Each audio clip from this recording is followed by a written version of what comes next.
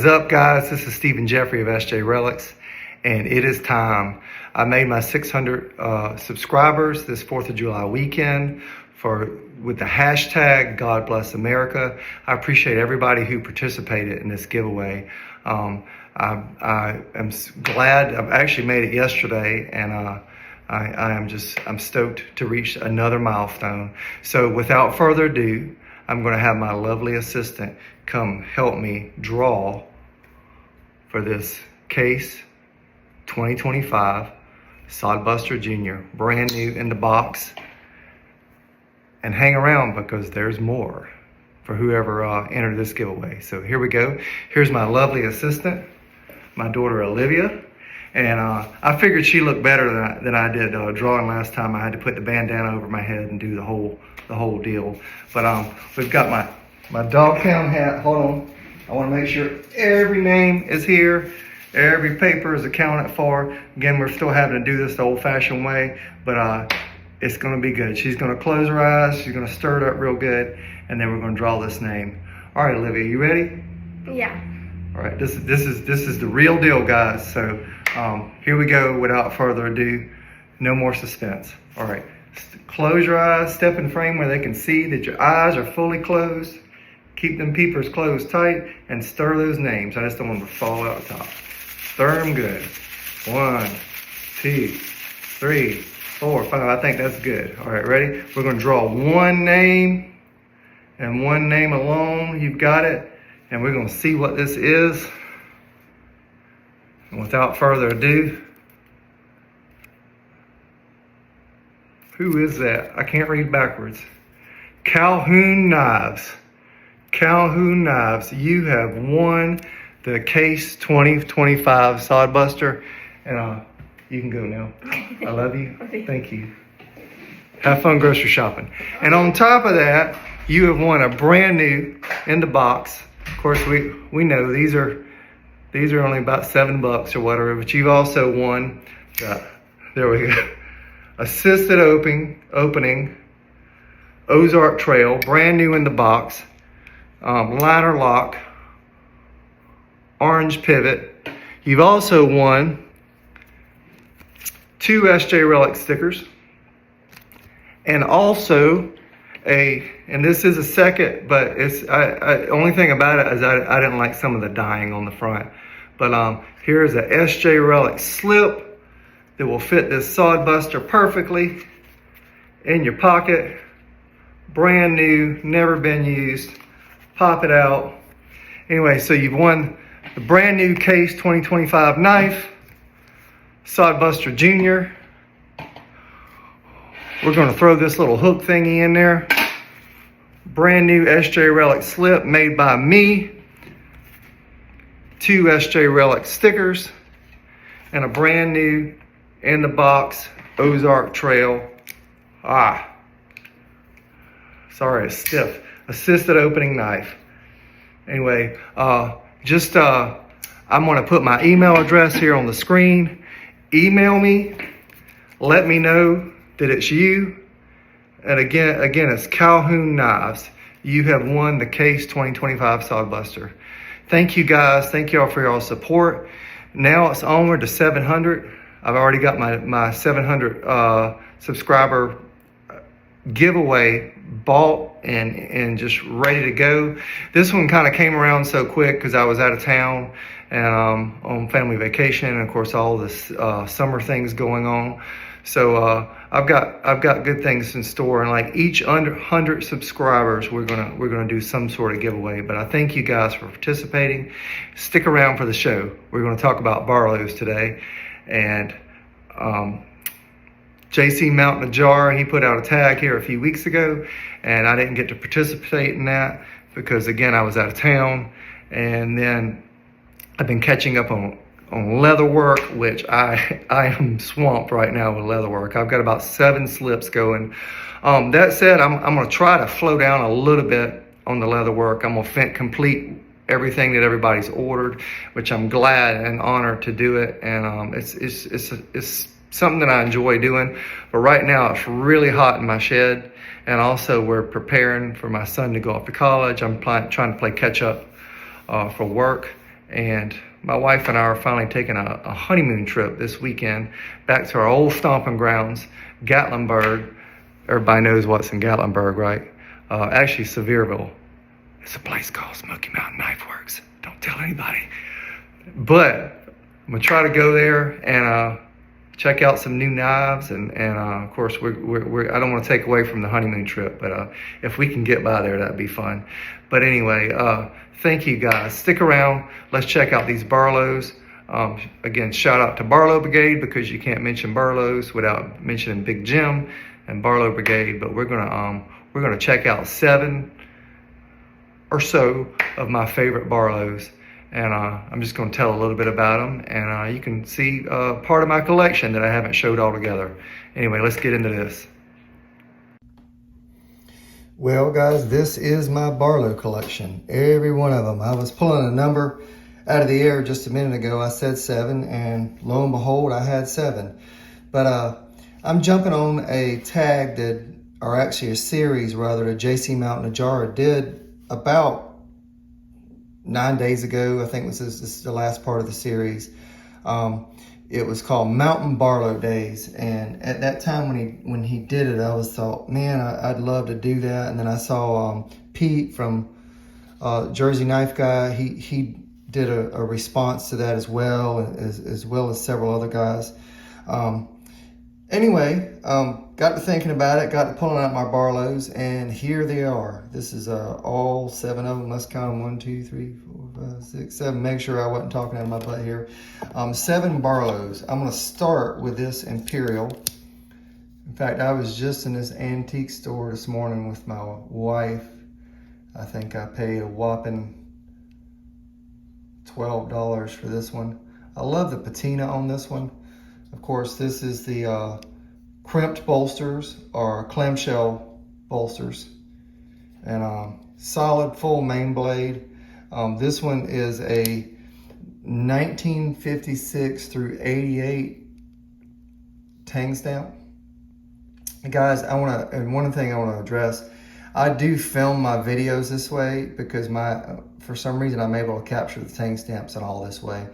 But however, on the phone, it doesn't go to full screen, and I'm going to change that up here. A few guys have said something about, hey, you need to film with your phone sideways so you can get full screen. I will change that up, but right now I'm still going pretty low tech and trying to do this on my own without pestering my kids too much.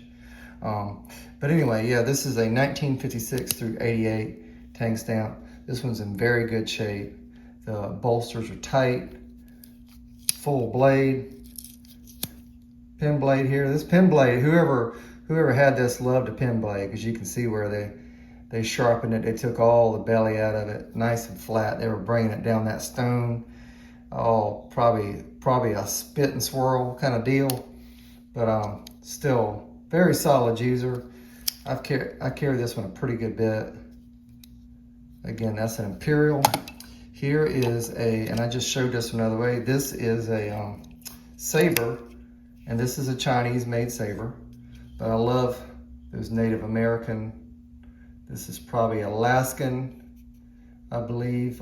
That's a whale, Native American artwork.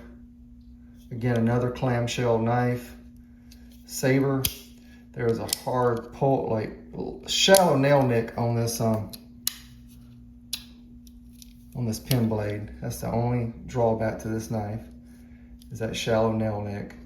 Again, carbon steel, good knife, good shape, just a user kind of thing. And again, these are a little bit hard on the pull. Saber knife, full blade. Again, I got this as a whole set, so I also got a Texas toothpick style knife.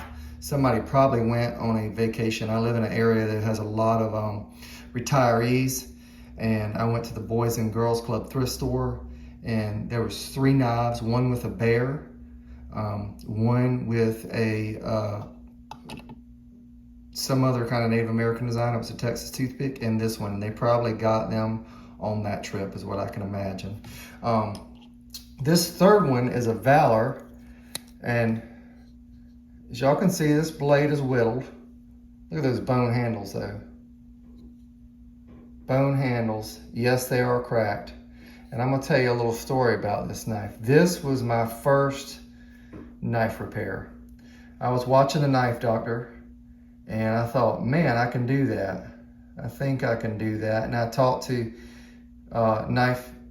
to Kevin, Doc. I messaged him, and he, of course, dropped in the comments that he got his pins from Amazon. But prior to me having pins, I literally took a punch and I knocked this knife apart, which actually did crack the scales, not fully. It didn't separate them from the liners, but it did crack the scales. But this was a two-blade Barlow. The secondary blade was broke, and this main blade was whittled. And so I just, with limited skills, after watching a few episodes of Knife Doctor, I busted this knife apart. It was, again, this is my very first knife that I repaired myself in my shed. And I made it a single blade. I did get it pretty tight in the back. Again, I didn't know anything about putting a gauge between there to take up that space so it has some snap. But this one has developed some snap through use. At first it was kind of tight. You know, you can see, hold on. There we go. It's got some snap. It's actually settled in. So for those of y'all that have got any knives around with broken blades, go for it, man. Just jump in there and do it. It ain't the tool, it's the fool behind the tool. I used a hammer and a punch. And yes, I used crazy glue to fill those in. It is an old knife. Look at that saw cut on that bone. But this was bone. The minute I started sanding on it, I could smell that bone smell, that familiar smell. Look at that. But anyway, cool knife, first repair. Yes, the blade is small, but man, it is mighty. And I love that little swedge on it. And again, first repair, so I'll always keep this knife. I actually took it with me to the Elgin Knife Show and was proud of it. But this right here, this is a Providence Cutco knife. I found this one in upstate South Carolina. I've had people ask to buy this knife. I have seen these knives out for sale. But this one, I got it. I paid a whopping $12 in a pawn shop. Sheep's foot blade. Got a lot of life left in that blade against Providence Cutco, Providence USA. This is the clamshell bolsters. Has a half stop on it, which I think is pretty cool. Here, no half stop on the secondary blade, on the pin blade. A lot of life to this. Again, half stop, awesome knife. Again, 12 bucks. I think the guy originally wanted like 15 in a pawn shop, and I just jumped right on it. Love it. The handles are tight. They're solid. There's no wiggle in them. And again, love that knife. It just pops. That said, Providence Cutco is, when you think Imperial, you think Providence Cutlery. There's another one in there that all three were from the same area. I think two of the brothers, there was two brothers that set out, they did their own thing, they formed Providence from what I can remember. There is information on all about pocket knives. It tells a little bit of the backstory of these guys. But anyway, they're from the same family, same area, you know, ish. It was just that same area they did those. I'm trying to think of the other one that had the clamshells. But anyway, similarly built knives from the same region of the country. But cool knives. And these knives would have been found in the gas station or a bait shop, a hardware store, fastened to one of those like paper cutouts where they stick the knife on, and you can get a really inexpensive work knife to put in your pocket and go to work with. This right here I got early on in my knife collecting, which I had knives ever since I was like 7 years old, but this one I got early on, and this is a Rough Rider RIDER. Anybody knows this box? This is the RR277. I actually have the Smoky Mountain Knife Works catalog with this in there. This is early 2000s, 2007-ish. This one's never been carried. Again, Rough Rider, China. I don't see any part number or anything. It says razor steel for 40. Just a really nice knife. This, again, this pen blade got some pull on it, so I don't want to pull my fingernail off to get it out. Sometimes I can get it, sometimes I can't. I'm gonna let that lag this time because I'm about to pull my fingernail off on this one. But beautiful knife, tortoiseshell. I saw that JC Mountain Ajar had one of these, and I thought, man, I got one of those in there. Again, I'm trying to get that knife. Sometimes I got it, sometimes I don't. I'm getting kind of sweaty in here, and I had to cut those fans off. But very cool knife. Love that. Love that horseshoe. This, to me, this is classic Rough Rider. Horseshoe shield. Horseshoe there on the bolster, and I love that rounded bolster on top. That is so cool. I think that's just little extra there. Got that fluted line there. Very cool knife. Again, I got to work that pen blade a little bit. This was a gift from Brother Terry, and this is the Baboon. I love that squared bolster on that. Here, it's funny, those are polar opposites right there. But no information on this. I remember him putting a video out on this knife. This is 2210 Japan, and stainless. It says stainless on the back. Trying to get it to focus. Very nice knife. Has a half stop.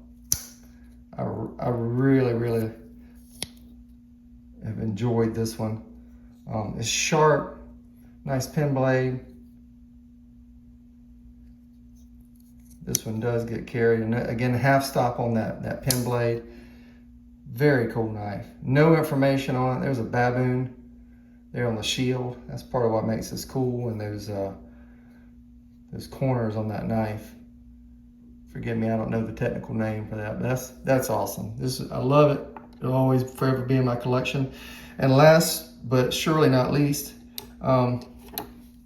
this was the 2024 Ellaville Knife Show. I have carried this one quite a bit. Bear and Sons, for those of y'all that don't know, this is their they do this in a standard pattern. It's their Bear and Sons Barlow. There's that bone. No gaps back there, and watch this. Great half stop on that. Again, very fidgety knife. Love it. I have carried this. I always carry it in an AW custom slip that he gave me that day.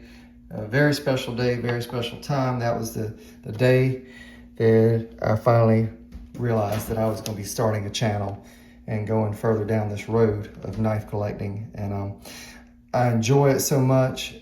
Again, you guys, y'all make it a success. We put out the content and we get to enjoy our knives. It gives us a reason to collect and share what we have, and just try to learn a little more about knives and knife patterns. I talked to some of these guys. I was talking to Louie last night from Arizona EDC, and he can just go deep into a pattern and so many types of knives. I tend to focus on what I find in pawn shops and things like that, but a lot of these new knives, man, there's so many good knives out there, so many awesome, unique knives. We're in a new golden era, I think, of knife making with some of the leaps and bounds. You just kind of got to be open-minded about it. But that said, I love these old knives. Nothing will ever replace them. But when I look at this and I compare this, to some of these other knives, it's just, of course, this is going to be special. And of course, this was a gas station knife back in the day. A like a, say, bait store, hardware store. But when I look at this, man, you know, that is just, that's just beautifully made. Again, half stop. Just very cool what they're doing today. They're taking all the traditional patterns and they're just bringing it all together and bringing it together in a very special, great big stew. And I just, I dig it. I dig it. But anyway, hope you guys are doing well. This is Stephen Jeffrey of SJ Relics. And again, this is my Barlow collection. And anybody who has any info on me kind of turning my camera around, let me know. I'm going to do it, but I just want to be able to get these tang stamps in there. Again, shout out to Calhoun Knives. I'll be looking for your email, and y'all have a wonderful day. Get out there, do something. I will say, be careful today. It is hot, but get out there, do something, and whatever you do, wherever you go, carry a good knife. Stephen Jeffrey of SJ Relics. 1, 2, 3, 4. I get